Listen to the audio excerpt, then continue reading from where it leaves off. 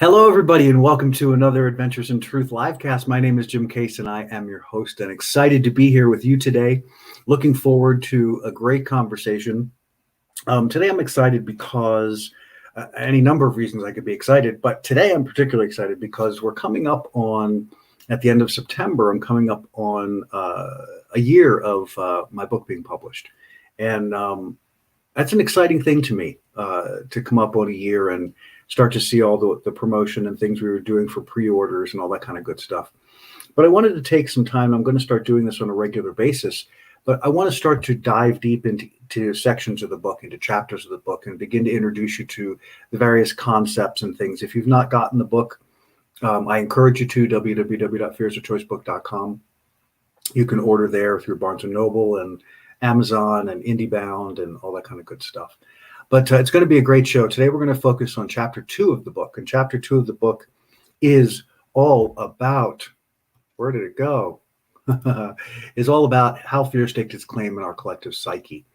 And this is really about how fear has evolved in the human experience. And so this is where we're starting and kind of giving you a foundation for understanding the evolution of it, so that as you deal with your relationship with fear, you can begin to deal with it more realistically and deal with it more practically, because the evolution is, and it to me is an interesting process, because it's just all kinds of different things that occurred that brought fear to the forefront, and then fear became the thing that it is. And at least in my perception of it, and then as it's progressed throughout our history, it's gotten more and more so. But anyway, we're going to have a great conversation about that. Looking forward to that. We're going to go dive into that right after we get through our opening stuff here. So we're going to be right back right after this break, and we'll see you in just a moment.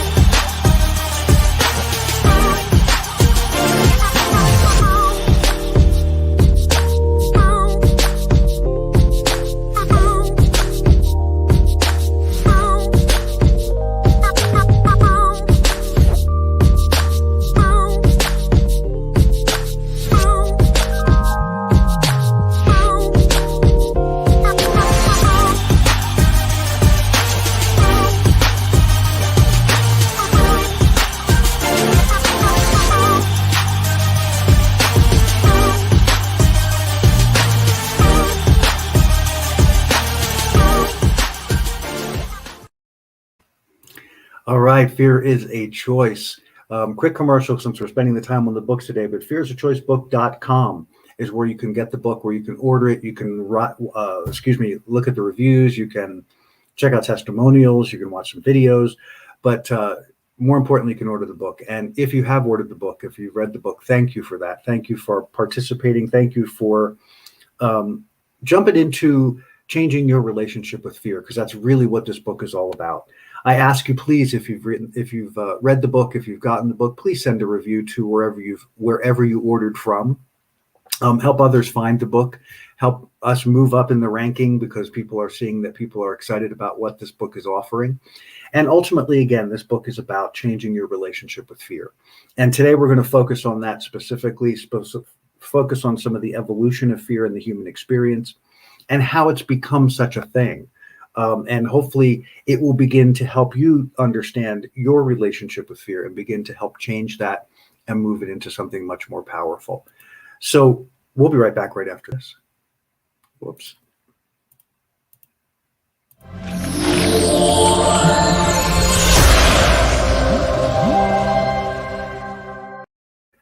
All right. Whoops. My world is good. My world is good. This is the year of conscious creation, and I am attempting to consciously create in every direction I possibly can. And we should all be going that direction. And when you change your relationship with fear, that's one of the benefits of changing your relationship, is that you become conscious of what you're creating so that you can begin to impact immediately the areas of your life that you're struggling or having challenges with. Because when you change that relationship with fear, you no longer are in victim mentality. You're no longer at the effect of. You recognize that whatever I'm perceiving in my reality is simply the reflection of my beliefs and thoughts and ideas being reflected back to me. And that's what I see when I look into the world. Yes, you see houses and trees and you see people and you see cars and all those good things. But the predominant thing that you experience is the energy of those things. And those energies that you experience are literally your reflected energy back to you. So my world is good. My world is good is my way of reaching as many people as possible to create a powerful change in the mass consciousness. The mass consciousness is this field of energy that we generate as a mind, as egos, as minds, as we generate all of these things, that these ideas and thoughts, and we build rules and laws and beliefs. The more that more people and the more that comes together in a collective, the more it becomes part of the collective consciousness. And what I want to do, and what I am doing with this process of My World is Good, is changing that perspective. I want to add My World is Good to that. I want to see the goodness that's beginning to change our world. I want to see us focused into that goodness. We are 7.5 billion unique worlds inhabiting this planet. And I say that specifically because no one can live your life for you.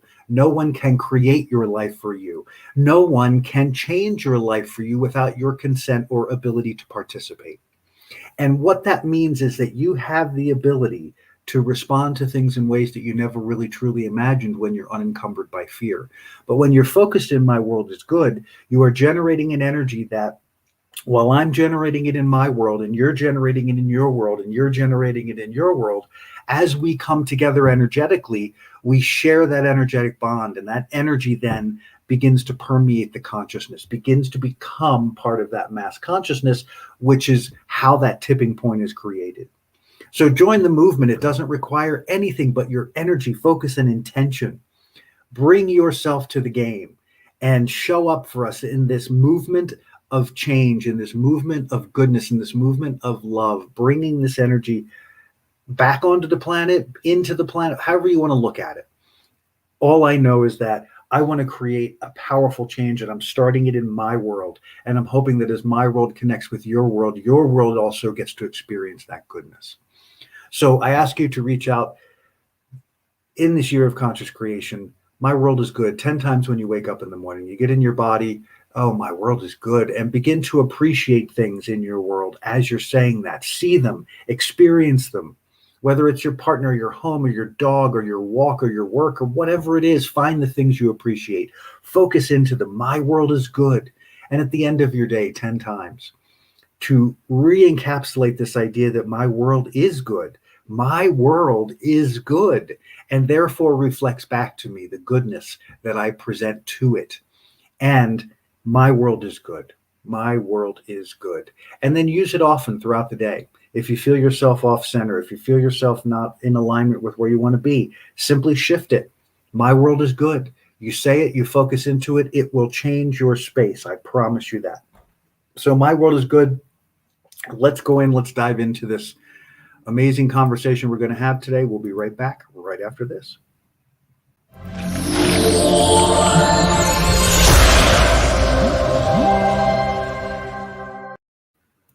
All right. I'm excited for this conversation. So we're going to dive right in.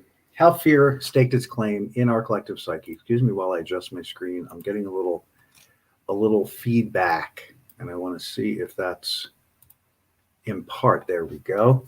All right. So how fear has staked its claim in our collective psyche. Fear is a choice book.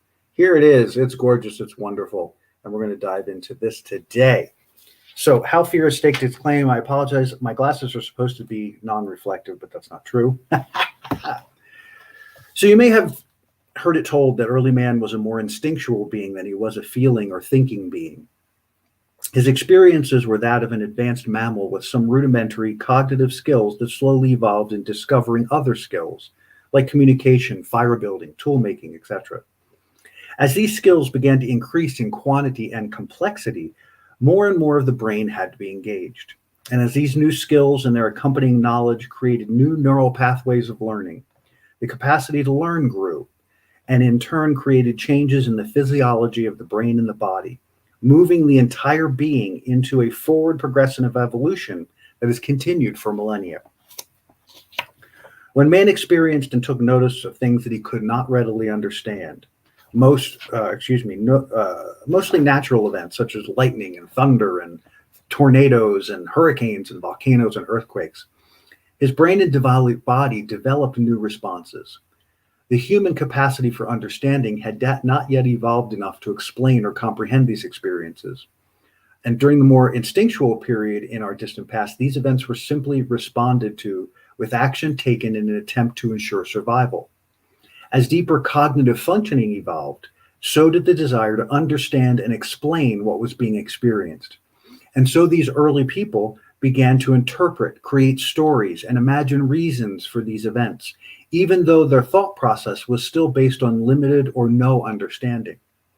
What's more, while the desire grew to understand the experiences of life around him, man's desire to understand himself was also evolving. He began to ask himself, how could these events be happening and what do they mean? Who or what is doing these things? And this is a very important juncture here in understanding in the human evolution, right? If you think about how our minds work, if you think about how on a daily basis, I was just thinking about this morning and actually laughing about it, because you can pull any topic you want out of thin air and your mind will make up a story about it.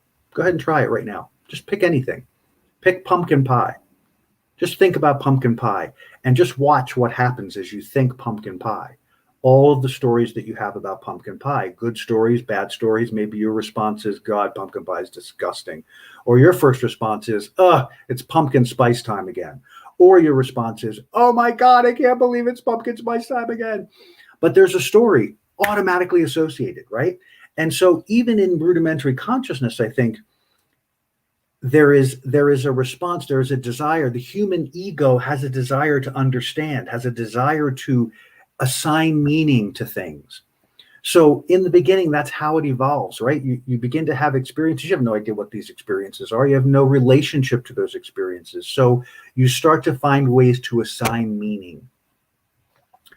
So because humans have an innate desire to understand their experiences and to give those experiences meaning and purpose, these early humans begin to create meaning as a way of understanding these strange and often scary events. And so how did they do this? Well, they did it by making up stories using their imagination. And over time, these intricate stories became the fabric of their lives and experiences. They told them repeatedly until they became the core belief of their experience, passed on generation after generation. It wasn't until their cognitive abilities evolved again that later humans were able to explore, test, experiment with, and understand these experiences in two distinct ways. So, storytelling, right? Imagination. You see this incredible thunderstorm happen. You have no clue of what could possibly be creating it. And so as you observe, as you experience things, maybe there was a wise elder in the tribe, in the group, that went out into the wilderness to experience. And maybe this person had a connection, was able to do some deep thought or contemplation, or even get into meditation, or just simply wandered around out looking for answers and came back to the tribe with a whole experience that he had had. And that whole experience became a story, and that story became mythology, and that mythology became culture. Because, and I know I'm jumping steps, but the point being that those stories are how these things became generated. So if there was not an understanding of it, then it could be used to build fear, and eventually did.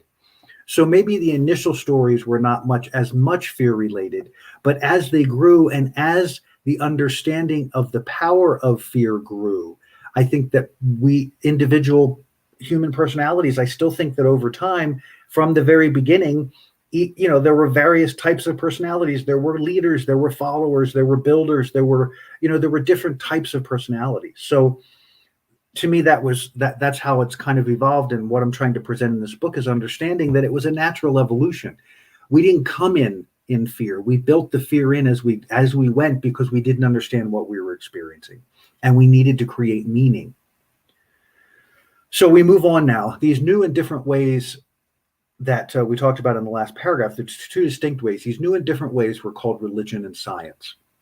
And religion was born of the ritual, superstition, and magical thinking developed over millennia of stories. And science came from experimentation and trial and error processes that man devised in an attempt to more concretely explain his existence. So here we are at the juncture of storytelling, right? And we all know, I mean, as we look back in history, every tribe had varying types of people. There was always, it seems, there was always a spiritually driven, a shaman, someone who handled the mystical end of the world. And then there was the chief, who was the practical one, or the one who led, who tended to be practical, who could plan, who could protect, who could see more clearly the things that needed to be happening physically in the world to protect this community. And so they began to work in tandem and work together to find ways to create solutions. But again, as power grew, as the stories had already been told over and over again, there was this sense of how do we manage people? How do we do this?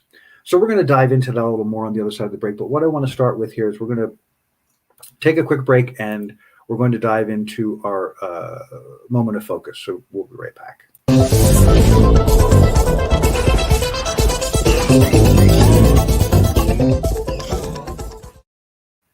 All right. This is one of my favorite parts of the show, guys. This is where, as we start the process of talking about what we're talking about today, I like to take a moment after we kind of lay the foundation to create this moment of focus. I truly believe where two or more are gathered is a powerful, powerful thing. And the more of us that can come together in energy, whether it's my world is good, whether it's whatever your choices are, the trick is that the more that we engage it as a collective, the more impact it can have. And not that it isn't impactful individually, but it becomes greater and greater exponentially as a result. So let's take a time to focus. Is for me a time to bring ourselves back into alignment with all of who we are, but also to focus into the breath. The breath for me is the foundation of our experience. It is the core of who we are, because it is prana, it is chi, it is life force. And so when you learn to manage breath, you learn to manage energy. And they go hand in hand, because as breathing is a complete cycle of creation, every breath. When you inhale and exhale, you're bringing in new life and new energy. You're exhaling old, expelled stuff that you don't need anymore. So I want you to focus into this moment, and I want you to focus into wherever you are and get settled to where you are comfortably. And let your eyes gently close if you can. If you're driving, please don't do that. But if you're wherever you are, letting yourself settle in, and I want you to focus your breath in through the nose and out through the mouth. Again, in through the nose and out through the mouth. And just breathe in that pattern as you take in the words and as you explore with me, as we go deep into our individual experience. As you're breathing into the nose and out through the mouth, I want you to become aware, as your eyes are closed, of your field. And what is your field? Your field is all of the energy that expands beyond this physical body. So we know that we are a physical body. We know the ego is attached to this physical body. But there is another presence, another essence I call the soul, maybe the higher self. It is the spark of the divine that is within me and within you and within all of us. And it is the part that is driving this evolution forward. And So as you focus into your field, I want you to just become aware of how enormous it is and how much of it there is. And maybe this is your first time experiencing it, or maybe it's not your first time and you just love to bask in that experience. But the ability to tap into the experience of all that you are is simply a profound one. And so, as you're breathing in through the nose and out through the mouth, I want you to become aware of that field.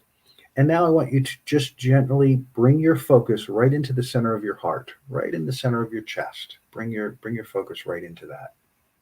And as you continue to breathe in through the nose and out through the mouth, I want you to consciously call your field into your heart space. I want you to consciously draw that field from all directions around you. Feel that energy as you bring it into your heart. I want you to experience the internal experience. And as you pull that energy in, breathing in through the nose and out through the mouth, feeling the tingle and the warmth of that energy as it fills your chest and that consciousness just expands through you. It's not limited by your physical body, but you are coalescing this energy within your heart space so that you can experience the enormous power of who you are. And as you breathe in through the nose and out through the mouth, feel that intensity, feel the depth of your energy, and let that consciousness begin to explore the inside of your being. Let it roam around the inside of your head. Let it move through the cavities in your brain, in your eyes, in your nose, where your brain sits. Be in the fluid, be in the brain. Reach in and gently touch the pituitary. Experience you from the inside and just notice the incredible brain in your head and trace around to where that comes down to the brain stem, and then see the spine. Look down from the brainstem at the connection to the spine, this incredible, incredible transmitter of energy, this vibratory, extraordinary piece of equipment that we have, surrounded in fluid, wrapped in bone, that's just conducting, continually conducting energy up and down the spine. And then the nerves that come off the spine that reach into the body to all of the organs and all of the tissues. And become aware of your internalness. Become aware of all that's happening inside of you. You don't have to do anything with it. Just be aware of it. Be participating in it as you breathe in through the nose and out through the mouth. Maybe this is the first time you're experiencing your internalness. Let that consciousness roam around as you explore your organs and muscles and tissues, and just appreciate all of it, because all of it works without your conscious attention. And in the experience of being human, part of that is learning to be more conscious of those processes, to be more aware of how it all comes together and how it all works, because it's creating through you. You are the animator. You are the creator. And so you have the ability to create change when you have relationship with all of this. And so as you breathe in through the nose and out through the mouth, I want you to become even more intently focused into the heart space and allowing your consciousness to just be. And now we're going to go into focused breath. We're going to breathe into a count of 4 through the nose. And as you do, you're going to breathe and fill all the way up. And then when you reach the top, you're going to relax into that fullness. You're going to relax into that expanded experience. And then you're going to hold it for a moment. And then you're going to consciously choose to purge. You're going to surrender all of that new energy and air, and you're going to let it go to a count of 6. So we reach the deepest part of the lungs, purging all of that old energy and air and allowing a space for new. And as you purge all that energy, I want you to relax into that new space of anticipation, that space of allowing, that space of preparedness for the next moment. And then you engage the lungs and begin to breathe again. So again, in through the nose, out through the mouth. We're going to begin now. Focusing into the breath as we inhale. 2, 3, 4. Feeling full, feeling amazing, relaxing the neck and the shoulders. Holding in that moment of fullness, and now consciously choose to let it go. Surrender it all. 2, 3, 4, 5, 6. Beautiful. And now rest in that void. Rest in that emptiness. Rest in that space. of total awareness as you re-engage the lungs and inhale. 2, 3, 4. Feel that fullness. Be in the fullness of that energy. Relax the body. And now release it. 2, 3, 4, 5, 6. Beautiful. Rest in the emptiness. It feels a little uncomfortable. That's okay. Rest in it. Rest in anticipation. Rest in it. And now engage the lungs. Inhale. 2, 3, 4. Feel the fullness. Feel that amazing feeling of satiation. Feel the fullness of your experience. And now release it all. Surrender it. 2, 3, 4, 5, 6. In anticipation, in the emptiness, in the void, being at peace with the nothingness, being at peace with all of it. As you re-engage the lungs and pull that life force into your body. 2, 3, 4, feeling the tingle of that life race through your body. Feel the cells of your body expanding around it. And now consciously choose to let it all go again. Surrendering. 2, 3, 4, 5, 6. Beautiful. And as you release the last of that breath, be at peace in that space of emptiness, knowing that the next moment you will fill with more energy. As you engage the lungs, continuing this process on your own now. Continue as you inhale, take in that breath, feel it magnificently through your whole body. And as you continue this cycle of breath, stay with the process, stay focused into the breath. Feel the power of the clarity of being able to manage your energy. Excuse me. When you recognize that fear is a choice, you release the breath because you no longer restrict the heart. You no longer restrict your power center. You open them up to receive as much vital force and energy as you can take so that you can continue to evolve and grow, so that you can continue to connect in love, continuing that breath process. And as you release all of the breath, don't be afraid to surrender it all. Let it all go because you are creating in this moment. And in this moment, you are surrendering what was to what is as you embrace the next breath. Be a part of that creation process. Be conscious of the power of that consciously creating process so that you can see the impact that you create through understanding and utilizing your breath. It's a powerful, powerful thing. And now let these words wash over you as you continue to breathe, as you continue to take that energy in and release that energy.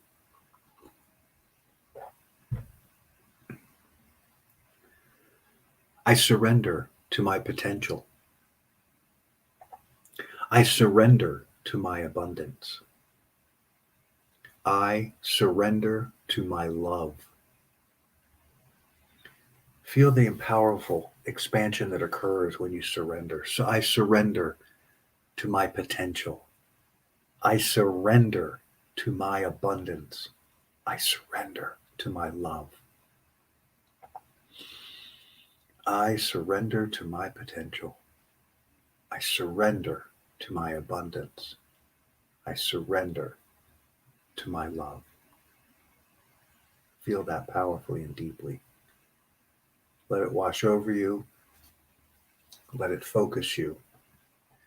And as you complete the cycle of breath that you're in, bringing your awareness back into this space, taking your time as we move back into this conversation and taking in this information and this energy about how fear has staked its claim. And bring your awareness back to the space as we carry on. Welcome back. Good to see you. Here we are. We're in chapter 2, how fear has been stoked in our staked its claim in our collective psyche. My goodness. All right, we are carrying on with chapter 2. We've just talked about the new ways, the two new different ways of experiencing and experimenting with what people are learning, and that was science and religion. The purpose of understanding all this evolution is to allow us to clearly see that our first experiences with the emotion of fear came from encountering things we could not explain. It was decided or agreed that there must be some force or forces much greater than us, and that apparently this force didn't like us and would even kill us given the chance. And from this belief that we were not safe in the world under the invisible control of a mighty and terrible power, we gave birth to mythology and fear, mythology and fear. As a result, our very survival was no longer limited by what our senses could identify for us, i.e., animals, plants, and the terrain. And now there was an even bigger unknown element, the gods. You might even say that fear is the original sin, that point when humanity determined that it was separate from God. This concept of separation triggered a convoluted and difficult journey, and it created a fertile, rich soil in which fear could grow like a weed, and along with it, our sense of unworthiness. Powerful, powerful stuff here, guys. This is an important, I think, understanding at core of some of the mythology that's out, that we've lived through. But understanding that even in the idea of original sin, I think the idea of original sin is the separation from God, is the belief that we are less than that. And that when we associated more with ego than we did with soul, that was the original sin. And that in that, we created a focus that was completely non-divine. And so all of our thought processes, all of our convolutions, all of our everything, all those stories, everything was very focused in the strength and the power is outside of ourselves. So we have to subjugate ourselves to that strength and power. But it's a false premise, right? It doesn't fly in the face of, because it's driven by fear. Once the baseline of fear was established in the species, propagated by stories of things way beyond our control and understanding, this message of fear and unworthiness grew and deepened in our psyche. Those in power began to realize that if they could claim to be closer to God or the gods than the rest of humanity, they would retain ultimate power and control. And so to integrate this belief of even further separateness, they began to use their power to threaten the survival of those less powerful, continually stimulating the fight and flight response of the people they were attempting to control. This constant assault on survival stimulated and embedded the fear response in the consciousness of the masses. And as we see that everything is in constant evolution, the embodiment and transference of this provoked fear evolved as well. Fear became part of the belief structure of entire cultures, deeply embedded in the consciousness and psyches of virtually every known society across the globe. Stories of fear were told and retold, sometimes with heightened overlays of fear. And as these beliefs were passed on life to life, generation to generation, more and more people were swept into a lifestyle based on fear, wherein they not only believed in the fear, but developed powerful belief systems that one's very survival depended on maintaining a focus on fear. So if you think back through time and you think back through our experiences in the human experience, as best as we understand it, we see that evolution occur. And we see it occur powerfully in the world.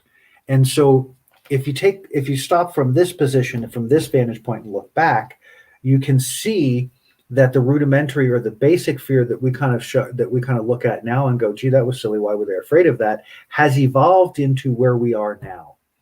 And where we are now is a fear-based consciousness that is easily manipulated and also believed to be real and accepted. And so now you see the divide that we are living in our world. And that's where I think fear as a choice is so important, because in choosing life, you can't choose fear, because fear does not carry life. Fear carries fear. So as we continue to evolve, we continue to adapt and grow this information. And remember, beliefs are just thoughts you keep thinking. So the more that we continue to propagate the idea of not enoughness and unworthiness, the more we build it into the culture, the more we build it into, and then of course, as smarter, as bright people, as different types of people showed up on the planet looking for their own pathways, and they began to find that, wow, I can use this energy to manage people. I can use this energy to create a life that I want. And so that ego focus then begins to really drive the fear life, really begins to drive that experience in a huge way. And that continues for eons and eons and eons. And at the same time, as always through history, there was also the people who could see through the illusion, who could see through the veil. And when the power of fear became that strong, they began to attack those who could see it for what it was. So because it would interfere with their ability to manage and control. So this is the continuing evolutionary process. So as we carry on,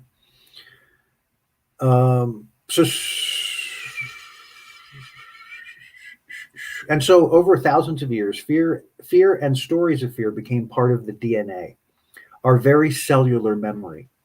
This is significant on numerous levels when you understand that our DNA is an incredible database. Within this amazing part of the human physiology is everything we are, ever were, ever will be, as individuals, as a species, and as a life form. It has been proven through science that within our physical structure is the same material that stars were made of. That's pretty miraculous. But when you consider all of that potential, both good and bad, that lies dormant within all of us, it is unfathomable. And in addition, when you consider concepts like the 100th monkey, that's a hypothetical phenomenon in which a new behavior or idea is said to spread rapidly by unexplained means from one group to all related groups, once a critical number of members of one group exhibit the new behavior or acknowledge the new idea. You begin to get a glimpse of our interconnectedness to everything. And this understanding is critical to understanding the evolution of fear, right? So this is not all happening in a bubble. This is all happening in real time with every human in every experience. They're all going through these processes. And so wherever you were, whatever group you were a part of, you had your own mythology, you had your own stories. And then as population grew and we began to interact and we began to have wars and conquests. And so now new people were overlaying their stories on top of our stories. And so the layers of the fear story began to change and evolve and become more complex because as a new group's belief systems were married into other groups' belief systems, whether they eradicated them all or not, which is largely not possible, this created layers and layers and layers of this consciousness of fear that makes it appear that it's something natural to the human experience, that it's natural in the sense that we came into this physical world, this time and space reality with fear. And the contention in my explanation here is that is absolutely not the case. We learned it. We learned it through our humanness because we evolved fear as a component of humanness. Because it is a component of humanness, like everything else, we have the ability to use it or not use it, to change it and interact with it differently. So consider, too, that when anything within a culture becomes pervasive, it becomes part of the fabric or the DNA of that culture as well. Since no system, race, culture, community, or individual exists in a vacuum, all of the significant pieces of potential that became woven into this fabric called DNA is shared. Put simply, as we explored and discovered more and more of the planet, more and more connections were made between different tribes and cultures, and this enabled more and more expansion as various DNA commingled, expanding all of the DNA potential like never before.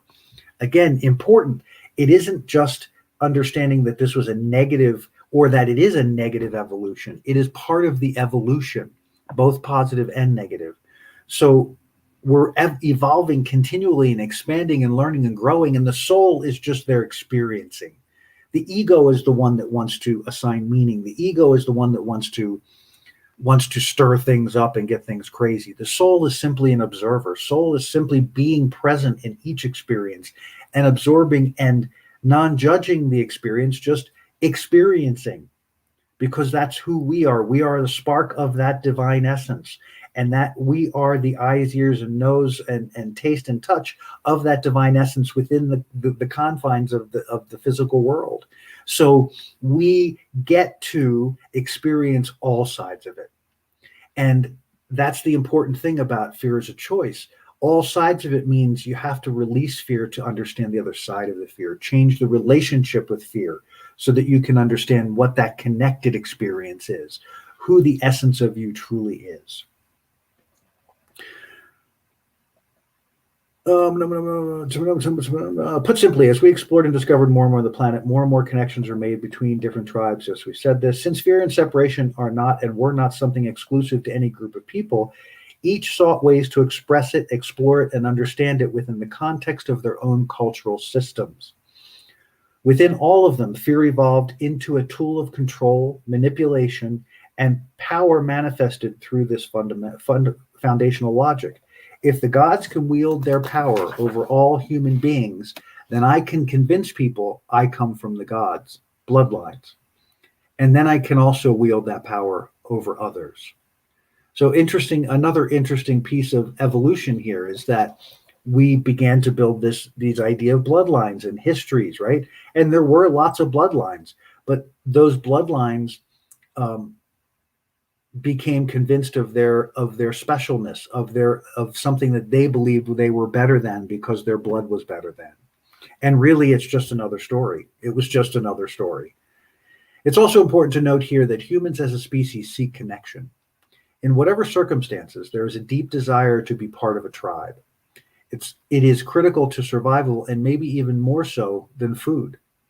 Hence, if you can yield enough influence and power to make people believe you can remove them from their tribe, it triggers the already deeply held belief in one's separation from God, the universe, and source. And in short, when you can keep people stimulated in an awareness of separation, you keep them in fear. And this level of fear is not run-of-the-mill type. This is core fear, the kind that can that's completely irrational and logical, born from the belief and illusion of separation. I really want to drive this point home, guys, because this is what we are living right now in our lives. The divisiveness, the separation that has been driven into this culture, at least in this country, but it's also happening all over the world. I interact with people all over the world weekly and ask questions about how is this evolving there? And they are all having their own experience, just as I described, in their own culture. And within the culture of the United States here, we're having all of these things go on. And we're seeing the deliberate choice of dividing people, the deliberate choice of generating fear, because we've already established the power center. We've already established in our psyches that the government is important. And because the government's important, it has the ability to influence our lives. So instead of the gods now, it's the government.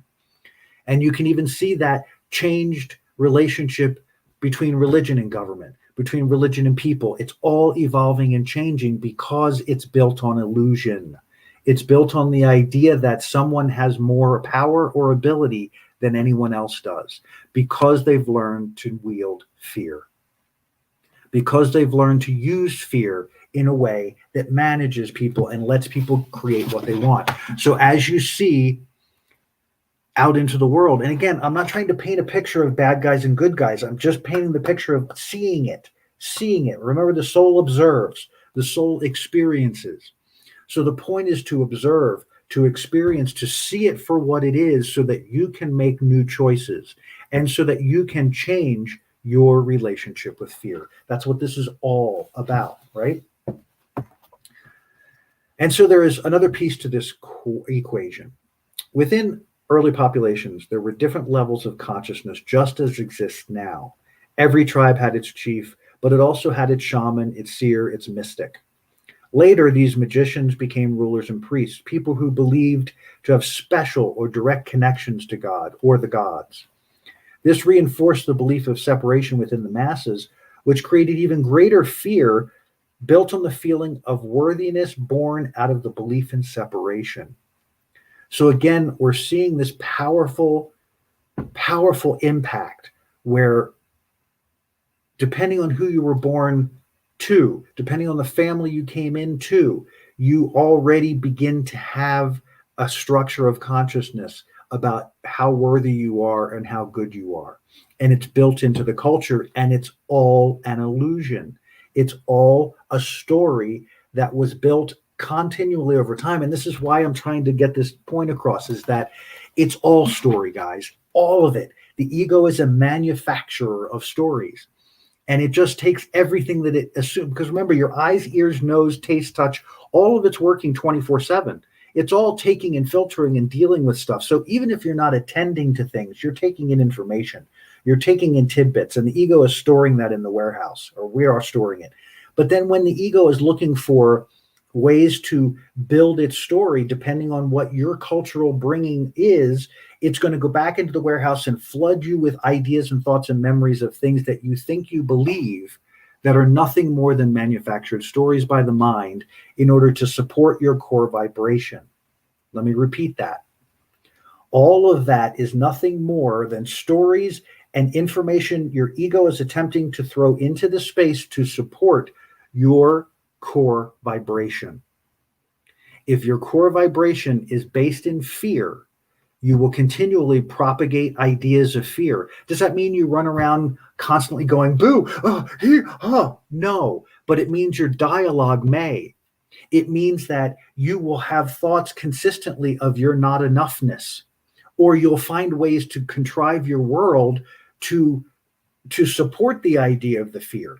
So I can't go do X, because if I do X, if I eat this, then I have to not eat for a while to balance that off, because I'm afraid that if I eat this, I'm going to get fat. If I eat this, I'm not going to be healthy, as opposed to addressing what it is you think you're going to eat and then choosing a different energy about it. You're choosing fear and then making a beautiful story about fear over here. Do you see that? It's just a story about fear. It isn't anything else. Eat the food, drink the drink, go for the walk, do what you're going to do, but don't let fear run the story. And that's really what's become our habit, is fear running the story. I have a comment I want to touch in on. Hi, Jackie. Good to see you. Absolutely. Absolutely glad that you're here. I love you and appreciate you. Thank you very much. And okay, where are we at here? Wow, time is flying. We're going to take a quick break so I can breathe for a second. And then we're going to come back and dive a little bit more firmly into this, as we already have. And we will be back right after this.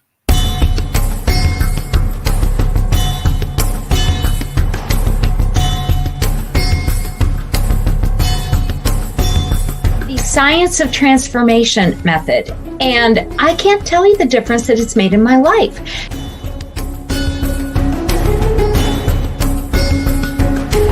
This program is all about you coming into the greatest form of you.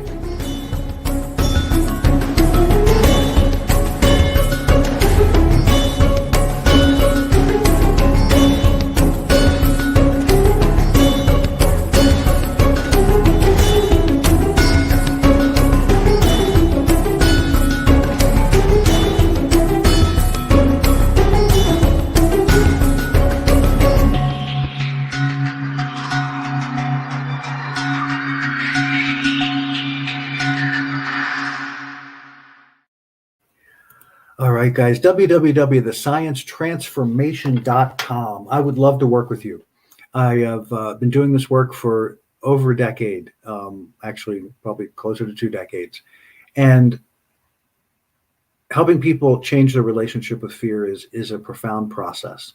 And the Science of Transformation is about doing just that, helping you to refocus your energy. It's a combination of processes that, one, stimulate and activate the prefrontal cortex of the brain, opening up the channel for higher thinking, higher ability, but also helping you to learn how to shift your energy, how to spin your vibration up so that when you're encountering life, you can begin to encounter it from a different perspective, the view from 50,000 feet, as it were.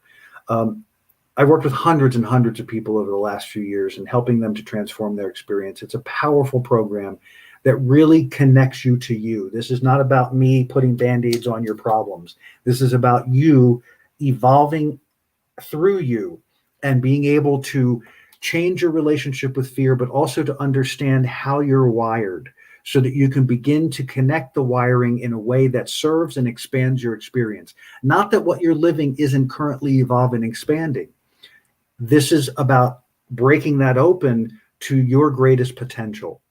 And all roads lead to the same place. Some take longer than others. What I know about the Science of Transformation is it's a powerful tool that cuts through and helps you to really zero in on and create powerful, positive change, but also in the entirety of your being, not just in your mind or your heart, but in the entirety of who you are. You start to see the dots connecting in your own experience, and you can pull the threads of those dots and begin to unravel things that have kept you from being all of who you want to be and who you know you are, and keep you from that idea of unworthiness.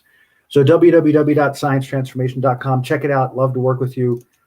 Let's continue as we carry on for the last few minutes of the show here. So where are we? We are in Fears of Choice, Chapter 2. More and more we go. I have to remember where I left off.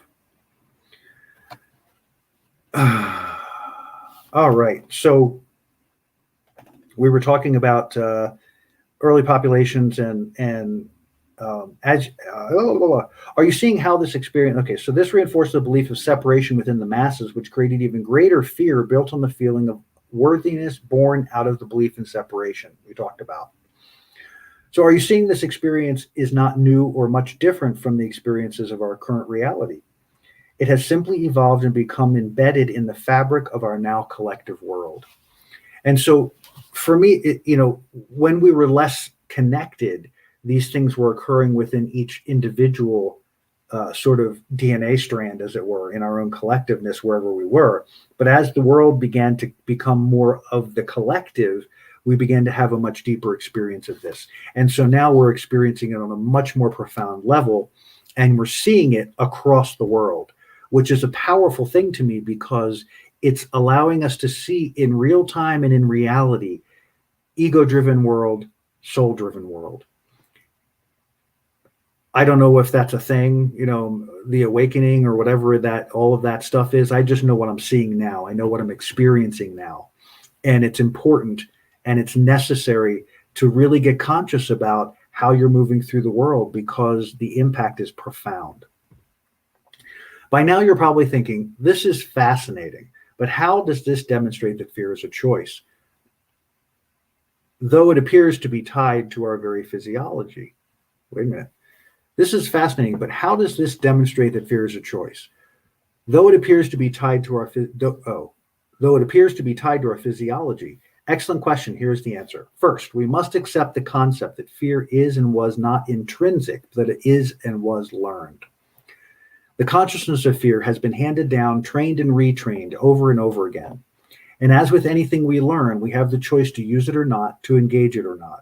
And as such, while belief has become a deeply embedded societal belief, it is still a learned response. Remember, beliefs are simply thoughts you keep thinking. The more consistent the thought, the deeper and stronger the belief grows.